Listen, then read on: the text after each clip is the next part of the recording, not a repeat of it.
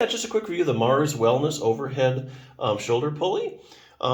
Basically, if you're looking to increase your shoulder range of motion, this is one thing you might consider. A lot of people after they're having surgery, or if they can't raise their arm up very high, or if they've had a stroke and they can't really lift their arm up, they would consider using a shoulder pulley. Shoulder pulleys basically are all about increasing the flexibility, decreasing stiffness, and just increasing the range of motion of your shoulder. Not too much strengthening you can do with a shoulder pulley. Maybe if you're super weak, like you have had a stroke and you can't even lift your arm up, like if you're sitting and you have your hand on your knee, you can't even lift it up off your leg. You might be able to gain a little bit of strength, by having the strong arm lift up the weak arm. You might be able to gain a little bit of strength that way. But on the whole, these shoulder pulleys are all about getting flexible. Couple features to look for, because there's so many of these on the internet. When you go to buy them, there's so many different kinds out there. A couple things to look at. The first one is the attachment bracket. So basically, there's a couple different ways these things attach to the door. This one has a metal bracket, so it kind of just fits in there and you close the door. The problem or potential problem, if you're concerned at all about scratching your door or chipping the paint or damaging it in any way, you probably don't want one of these metal brackets. They also make them, usually they're nylon straps, and they're flat and long, and they just go over the door frame. Excuse me, and then you just close the door and it stays firmly in place. So just a couple things. This one has gone out of its way to put a couple things on there to decrease scratching. But I still say if you're really worried about that, best thing is just get some with a nylon strap. The other thing you need to look for is the handles. Handles come in several different varieties. They can be plastic, they can be wood, or they can be foam.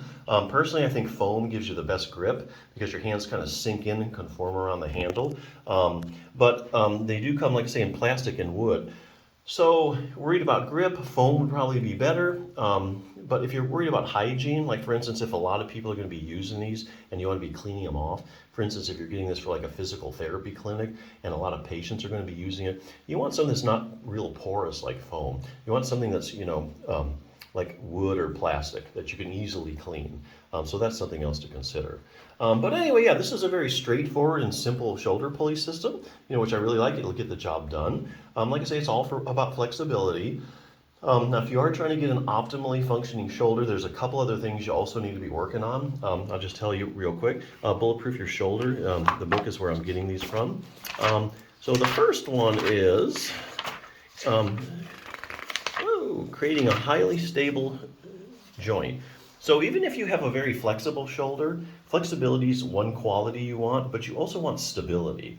You want to be able to, the shoulder is a ball and socket joint, and it needs to stay in place as you're moving it.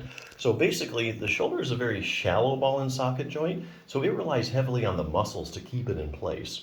If, let's say, the muscles are weak, the ball slips up a little bit, then you can have like impingement syndrome, you get bursitis, those kinds of things. It's not like let's say the hip. The hip is a very deep ball and socket joint, so it doesn't rely as much on the muscles to keep it in place. Just think about it. You hear more about dislocating shoulders than you do dislocating hips. And that's just because of the architecture of your shoulder joint. So the muscles basically are responsible for keeping the joint in place. Out of all the muscles, the rotator cuff is really responsible for doing that. So it's a group of 4 muscles that really keep that ball firmly in place. If you're trying to rehabilitate your rotator cuff, these have some great exercises in there too. And this will just show you how to make your rotator cuff really strong. Okay, so other than that, building a solid base. So even if you have a very flexible shoulder, you have good stability, in your ball and socket joint, the whole shoulder operates on a base or a platform, and that would be your shoulder blade or your scapula, okay?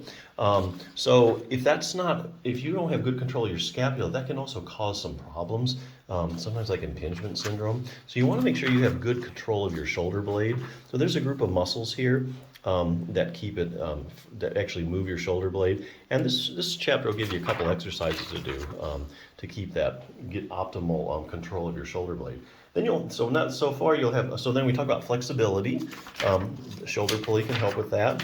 There's actually about 4 basic shoulder motions. Now the shoulder can move in a myriad of directions, but there's 4 critical motions you have to have in order for it to work. So I'll teach you that.